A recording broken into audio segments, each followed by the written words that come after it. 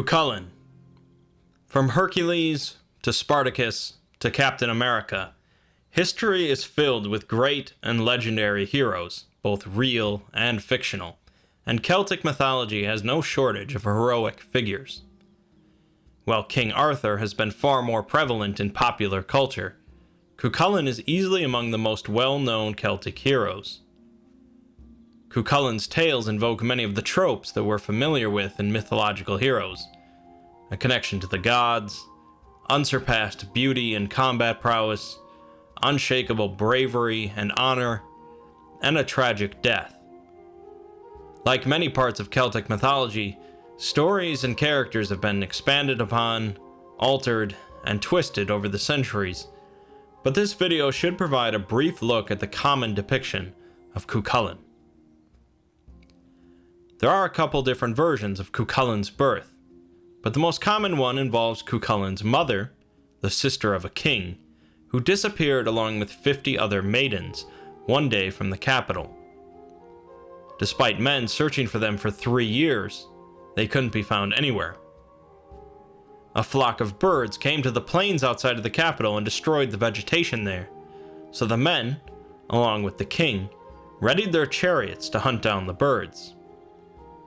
They followed the birds throughout the day, but by nightfall the birds managed to escape their pursuit, and so they searched for shelter. They found a small house and were invited in by the married couple there, and so all of the men came into the house along with their horses.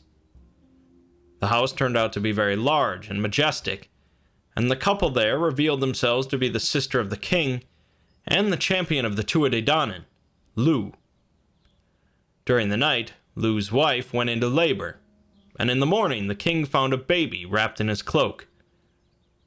The child was named Setanta and was raised outside of the capital. When the boy was 7, he decided to head towards the capital so that he could join the boy troop of aspiring knights. Against his parents' wishes, he leaves his home on his own, carrying only his wooden toy weapons. Upon arrival, he immediately approaches the group of boys in the field, ignoring the custom of asking for their protection first, due to being unaware of it. The boys take this as a challenge, and he is assailed by all 150 of them. While normally this would prove insurmountable, Setanta suddenly undergoes a process called a rheostrad, sometimes called a warp spasm. This process turns the boy into a monstrous thing, where his entire body shakes and his legs twist around backwards. His mouth distorts, peeling his cheeks back far enough that it's said you could see his lungs looking down his throat. One of his eyes falls out while the other sinks deep into his skull. His hair stands up on its ends, sharp enough to impale, and massive muscles cover his entire body. With this tremendous form, he easily defeats the group of boys, and afterwards demands that they put themselves under his protection. Sometime later, a smith named Chulainn invited the king to a feast at his home. While on his way there, the king saw his nephew, Setanta, playing hurling, and was so impressed that he invited him to join him for the feast. Setanta told the king he would join him once the game was finished, and later Chulainn asked the king if he was expecting anyone else. The king had forgotten about Setanta and told the smith no, and so Chulainn unleashes his ferocious hound so that it may protect his home from any threats. When Setanta finally does show up, he is attacked by the hound and kills it. Chulainn is devastated by the loss of his hound, and so Setanta tells him that until he can rear a replacement, he himself will guard his home, earning him the name Chulainn, meaning Chulainn's hound. One day, while Chulainn was still 7 years old, he overheard a druid instructing his pupils, telling them that any warrior who took up arms this day would become famous in Ireland forever. Chulainn goes to his uncle, the king, and asks for some weapons, but they all ended up breaking due to his strength. After going through 15 sets, the king finally gives him his own weapons, which manage to not break. When the druid sees that Chulainn has taken up arms, he laments that Chulainn didn't hear the entire prophecy, as the warrior would become famous forever, but would live a short life. Chulainn replied that he would be okay living for only a single day, as long as he was famous forever. Chulainn rides off and eventually kills 3 warriors who had boasted about how many of Chulainn's kinsmen they had slaughtered.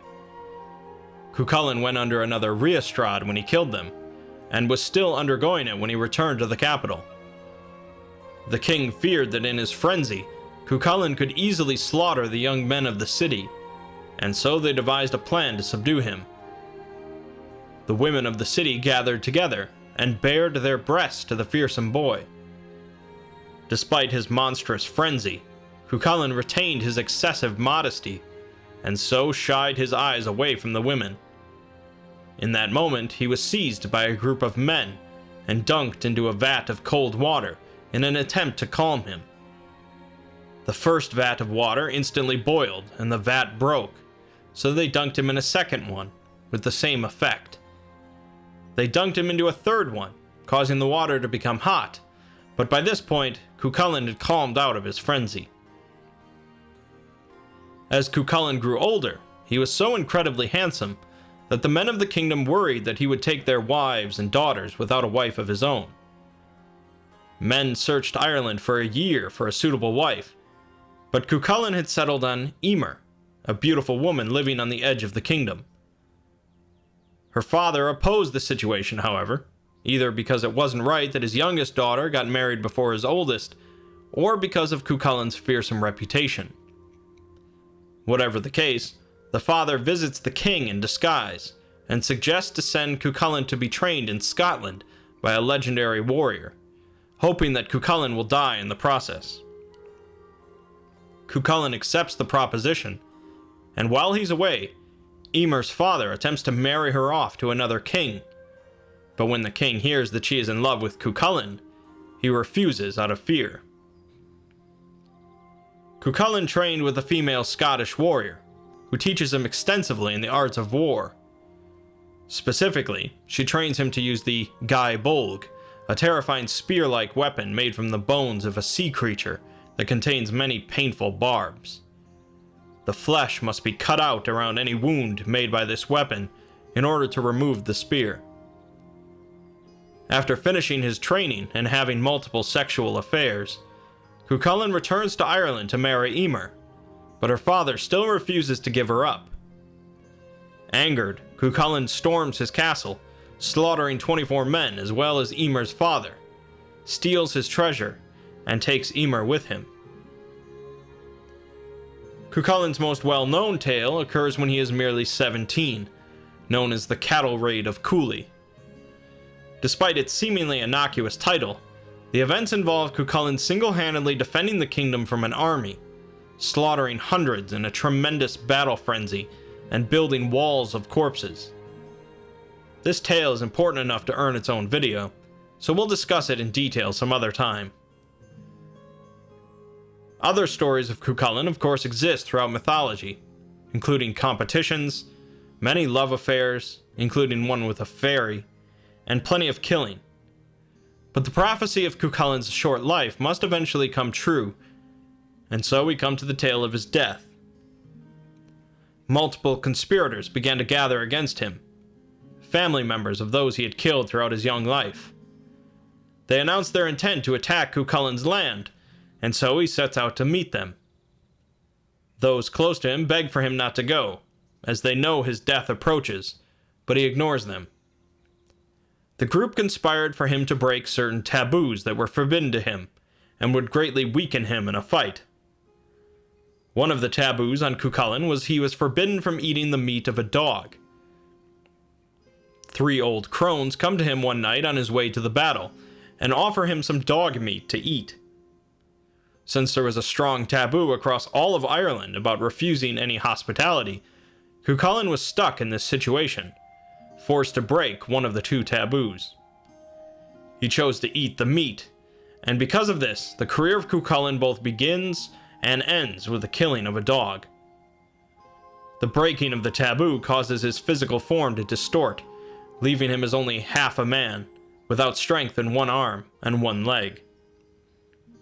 Despite this weakness, Chulainn was still a fearsome foe, able to kill 9 men with a single throw of his spear, and left the battlefield a red mess. Finally, however, a spear destined to kill kings was thrown at Chulainn, and it split open his belly, forcing him to hold his intestines. Chulainn asked for a small break so that he could take a small drink of water from a nearby lake. He gathered his intestines, walked to the lake, took a drink and washed his face, knowing his death was imminent. Wanting to die standing while facing his enemies, he then lashed himself to a nearby standing stone. It's only when a raven lands on his shoulder that his enemies believe Chulainn is truly dead, and they approach. One of them beheads Chulainn, and a light begins to burst forth from Chulainn's body. His sword falls from his hand, cutting off the hand of his beheader. The light only dissipates once they cut off Chulainn's sword arm, leaving him truly dead. Chulainn is an interesting mythological hero, more akin to the Incredible Hulk than to King Arthur. Although his battle frenzies have become his most well-known feature, studying the various tales associated with him give a large amount of insight to ancient traditions and histories of Ireland. Straddling the line between beautiful and horrifying, honorable and monstrous, Chulainn will certainly be a figure at the forefront whenever Celtic mythology enters the mainstream of pop culture.